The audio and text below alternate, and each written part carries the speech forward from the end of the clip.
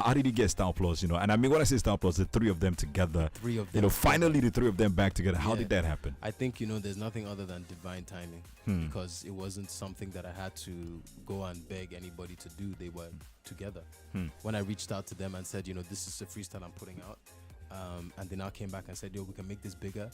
Tunde happened to be in town, and they were together. And when they recorded what they recorded it together. And they sent it to me. So, those are the kind of things that you just know you're on the right path when things like that align. Amazing. You don't have anything to do with it. Amazing, beautiful, and we're loving it. We're loving every bit of it. It's a special one. All right, but you're here today for Meta. Made by Africa. And this is a new collaboration that you're into. With Meta, I believe. Yeah. So tell us about that. Yeah. I mean, it was fun. It's Meta. Loved. Was it?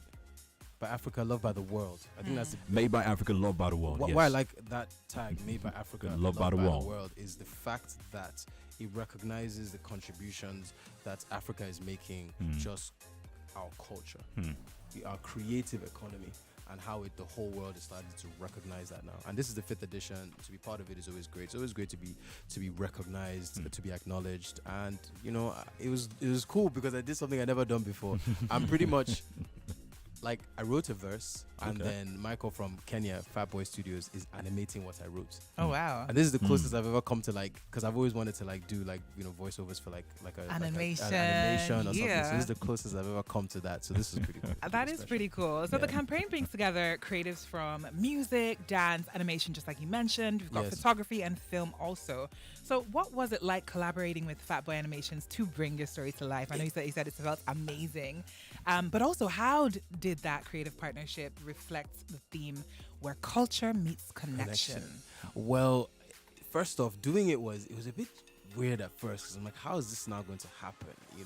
And it really had me and Michael talk through what's possible, what would make sense, because if I now say, my mom said that all of a sudden he has to animate 2 people.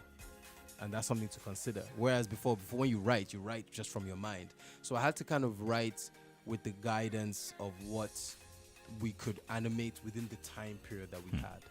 And also he had the tricky thing of taking these things that I'm rapping about. Sometimes they're just, poetic and in your mind, and how is he now going to bring it to life? So, that conversation was very interesting. But he is a really cool guy. He had very basic, straightforward questions, and then I sent him the verse, and they liked it. I was worried at first that they wouldn't, but I tend to be lucky with the verses I write. So very, very lucky. I feel like the whole concept of you asked me about how culture meets connection. I was saying it earlier. I think it's relatability.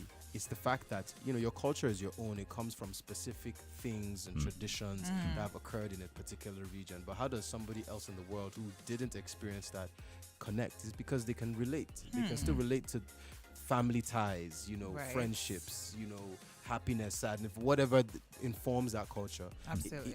They can still relate to those things, and relatability is what always brings connection. Word, true that.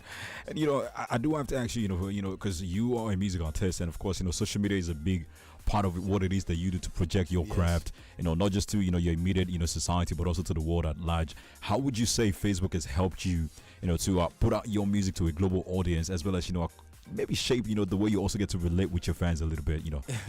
It's so funny because Facebook for me has always usually been how I connect with old friends. That was what Facebook was about. And then, I go into music, I open up my Ladipoe page and all of that.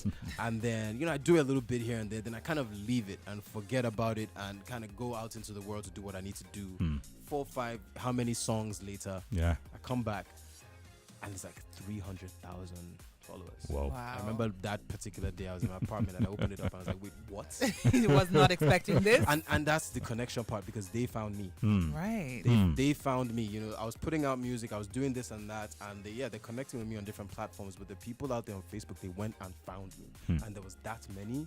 From there, I was like, I got to figure out how I'm connecting and how I'm talking to these people. How you're growing your community on Facebook. Yeah, exactly. So now we just keep the conversation going. Absolutely. Speaking of keeping the conversation going, we will be keeping the conversation going with Ladipoe right here. Yes. You already know. I might just start dropping Let me try that thing. I vibes. usually like to, but you knew that. Yeah, But you knew that. But you knew that. You've been knew that, all right? We true to that. We not new to that. Okay. Yeah. We've got more with Ladipoe when we come back. Let's